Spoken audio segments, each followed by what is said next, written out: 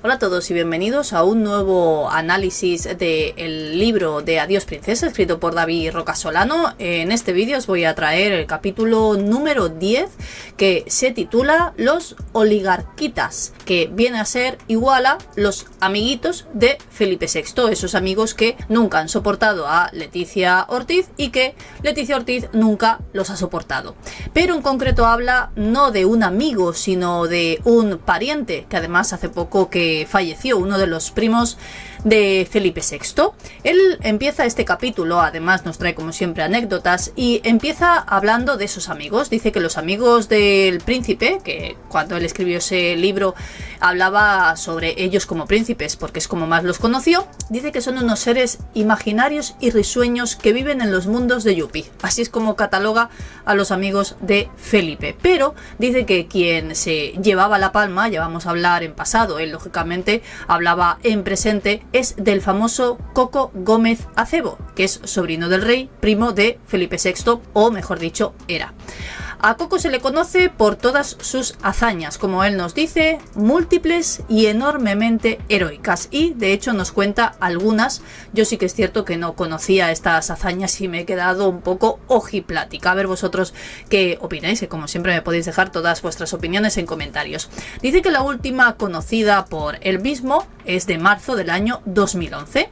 Dice que el primo de Felipe aparcó su coche en un carril bus cerca del Jardín Botánico de Madrid para asistir a una fiesta con su mujer. Dice que para evitar la multa se le ocurrió colocar un cartel en el coche, lo típico en el parabrisas para que no te lleves la multa o cuando salgas te encuentres que la grúa se ha llevado tu coche. Pues en ese cartel ponía prioridad oficial, casa de su majestad el rey. Dice que no solo ese cartel era cuanto menos un poco mentira, vamos a decirlo así sutilmente, sino que tuvo la mala suerte de que por los alrededores había un paparazzi. Y este paparazzi, lógicamente, cuando vio lo que hizo, le hizo pues una fotografía a ese cartel que había puesto Coco en su coche para evitar la multa o la grúa, y esto salió en toda la prensa. De hecho, incluso, no sé si alguno de aquella época lo recordáis, pero David Rocasolano nos cuenta que incluso Casa Real tuvo que salir a pedir disculpas en un comunicado oficial por lo que había hecho Coco. Pero no se queda solo ahí, dice que en otra ocasión el perro que tenía, un mastín, no se le ocurrió otra cosa que, pobrecito mío, hacer sus necesidades en el aeropuerto de Barajas, y lógicamente le pidieron a Coco que recogiera esos excrementos que había dejado su animal, y él se negó, algo que, según dice David Rocasolano, era bastante obvio, y con unas palabras dignas y de su muy alta alcurnia pronunció una frase que seguramente la habréis oído en alguno de mis vídeos, porque no es el primero que ha dicho algo así. Cuando a los miembros de seguridad del aeropuerto se le ocurrió acercarse a Coco a decirle que recogiera los excrementos de su animal, él dijo esa mítica frase de ¿no sabe usted con quién está hablando? Bueno, pues evidentemente ya sabéis cómo terminó ese momento. Él no recogió lo que tenía que recoger y fueron los miembros de limpieza del aeropuerto los que tuvieron que hacer esto, porque él era parte de la familia real, evidentemente no podía recoger los excrementos de su perro. Y también se cuenta, que esto no se sabe si es cierto o no, pero como ya sabéis que hay muchos rumores a veces, según nos cuenta David Rocasolano, él mismo simuló que se separaba de su mujer y que luego se reconciliaban para vender tanto una como otra exclusiva y ganar dinero fácil, como hacen, ya sabemos, que muchísimos famosos. Nos cuenta un poquito lo que ellos encontraban cuando iban a esas cenas o a esas fiestas a los que tanto Felipe como Leticia les invitaban, y siempre era lo mismo. Era como que Felipe le decía a sus amigos que se acercaran a ellos y siempre eran las mismas preguntas. De hecho, incluso daba la sensación que siempre les decían, pues mira, David se dedica a esto, es abogado, Patricia se dedica a esto, y les hacían más o menos pues una especie de croquis de quiénes eran cada uno y a qué se dedicaban, para que tuvieran temas de conversación y no se sintieran tan apartados o que no era su lugar. Y básicamente también explica pues esas preguntas que siempre se encontraba de esos amiguitos de Felipe. Dice que él además le gustaba en un principio asistir a esas fiestas, incluso sobre todo a Thelma. Dice que Thelma estaba encantada de todo aquello, que para nada le hubiera gustado salir, aunque luego ya sabéis lo que le pasó con la prensa, que lo esquiva en todo momento. Y sobre todo él dice que lo que más le gustaba era ver esa transformación de su prima, que iba a pasos agigantados, y como siempre ha hecho en todos los capítulos, nos cuenta esas anécdotas que siempre digo, es lo que más me gusta. Dice que a Thelma todo aquel mundo ficticio le fascinaba.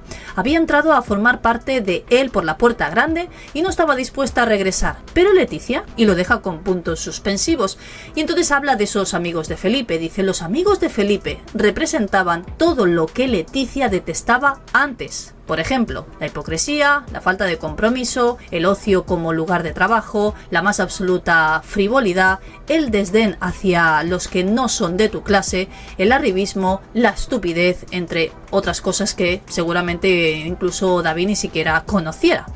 Pero su capacidad de adaptación es digna de estudio científico, refiriéndose lógicamente a Leticia, porque dio un cambio que ni siquiera él mismo, que la conocía muy bien, se podía llegar a imaginar que su prima iba a cambiar, como lo estaba haciendo ya, nada más conocerse ese compromiso con Felipe. Luego ya sabéis todo lo que ha llegado a cambiar, hasta físicamente. Y entonces habla de una persona que ya sabéis que en el pasado ha sido de alguna manera también parte de la familia real, y habla de Laura Ponte, que en una de esas fiestas que le invitaron se la encontró allí. Y él tenía muchas ganas de conocerla. Dice que la verdad es que lo que podemos ver en una revista o en una televisión no tiene nada que ver con lo que luego te encuentras. Dice que se llevó un pequeño chasco. En ese momento estaba Laura Ponte hablando con Leticia. Y Leticia, cuando lo ve, le dice: hola David, te voy a presentar a Laura, ¿a que es guapísima? Dice que como estaban entre aristócratas, lógicamente pues no se dieron dos besos, se dieron la mano. Dice que se quedó un poco decepcionado. Dice: no voy a decir que Laura sea fea, pero del Photoshop y las iluminaciones de pasarela se vuelven un poco contra ti cuando estás más cerca de alguien. Dice, en esa conversación que tuvieron, en ese entonces se encontró un poco parecido a lo que todos los amigos de Felipe le solían preguntar. Y una de esas preguntas es, primero, Laura se interesa por él, le dice, mientras ellas estaban hablando de las ciudades del mundo y a dónde le gustaría vivir a cada uno, entonces Laura le pregunta a David que a él dónde le gustaría vivir. Dice: tú ya te has instalado definitivamente en Madrid, tengo entendido. A lo que David le responde: bueno, sí, pero no descarto cambiar, estoy ya un poco cansado de esta ciudad, Madrid es complicada y asfixiante. Y fijaos ahora lo que hablan sobre de dónde viene Leticia.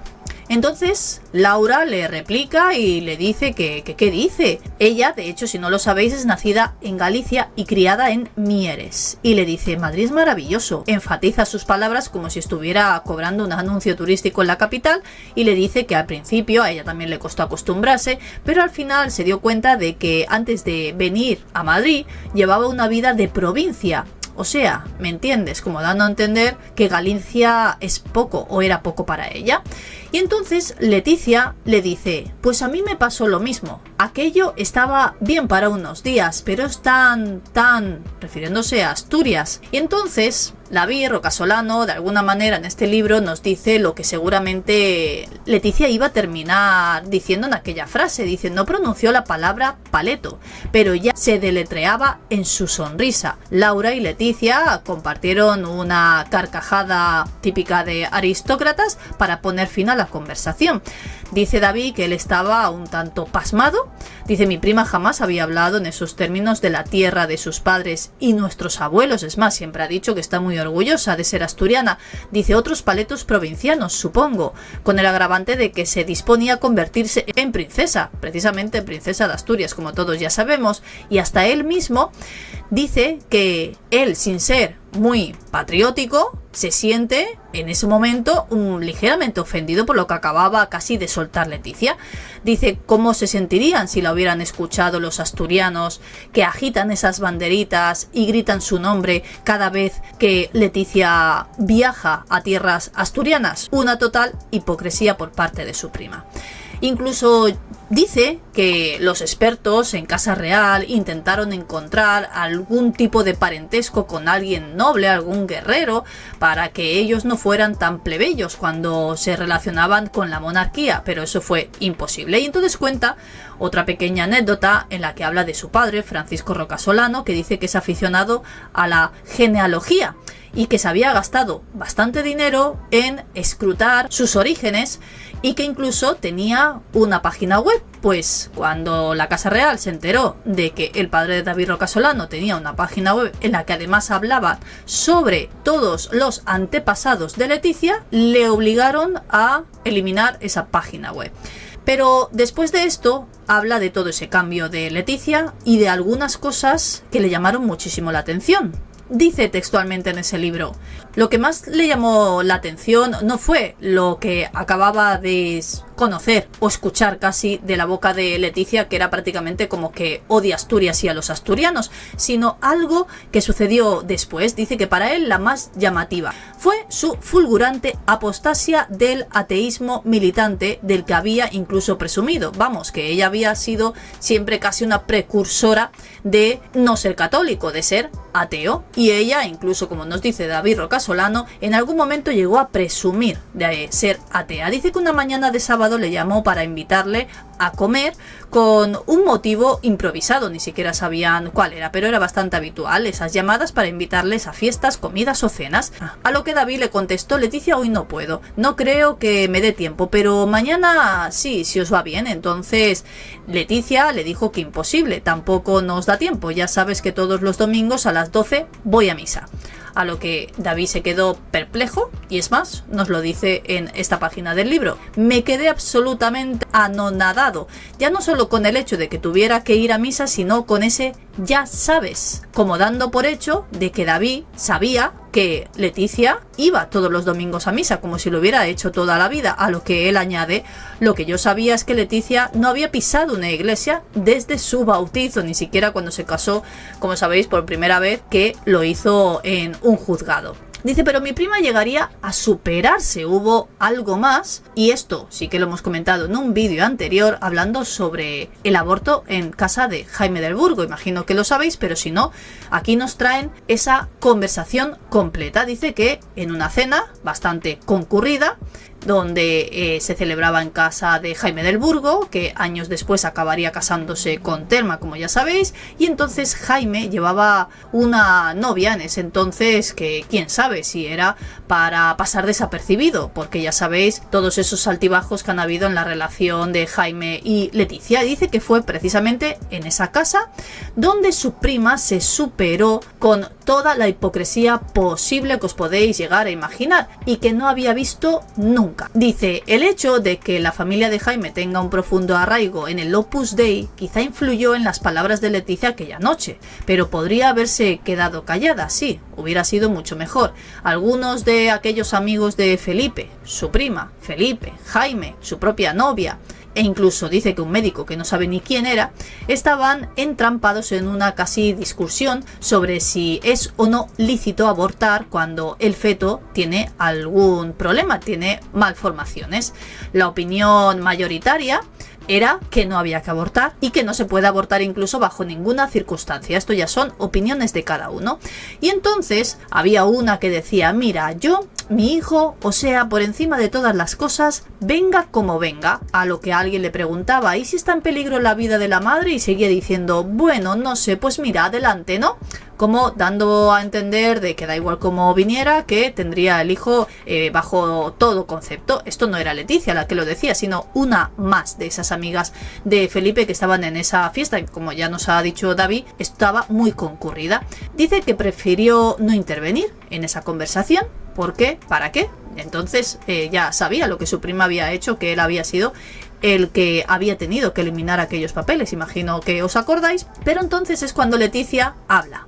Dice que Leticia hablaba poco, pero cuando se soltaba era un torrente y todo el mundo se callaba para escuchar sus opiniones. A lo que Leticia dijo: yo creo que un ser, cualquier ser que te mande Dios, debe ser respetado. Si a mí mañana me hacen una amniocentesis y descubren que mi niño está mal, es que Dios quiere que ese niño venga así al mundo. Yo no lo dudaría, lo tendría. Felipe la escuchaba sonriendo. Leticia buscaba la aprobación no solo de Felipe sino de todos los que estaban allí, pero no miró a David porque sabía lo que David conocía y lo que pensaba y todo lo que sabía sobre ella, porque fijaos lo que ha dicho: si Dios te lo manda, cuando es atea. Yo, que había recuperado los papeles de aquella clínica, le susurré a Patricia que nos íbamos, que ya se nos había hecho tarde.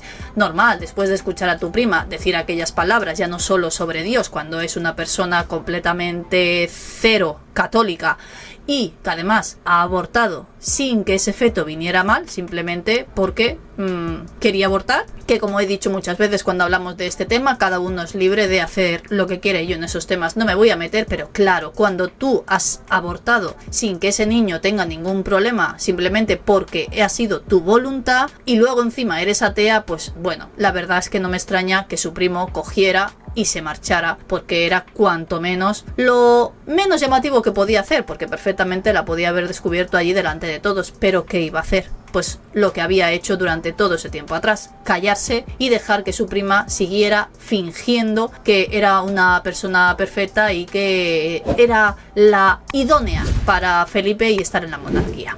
Me podéis dejar vuestras opiniones, a ver qué os ha parecido este nuevo capítulo del libro de Adiós Princesa. Espero que os haya gustado. Ya sabéis, todas vuestras opiniones, vuestros comentarios, vuestros me gustas, y nos vemos en el próximo.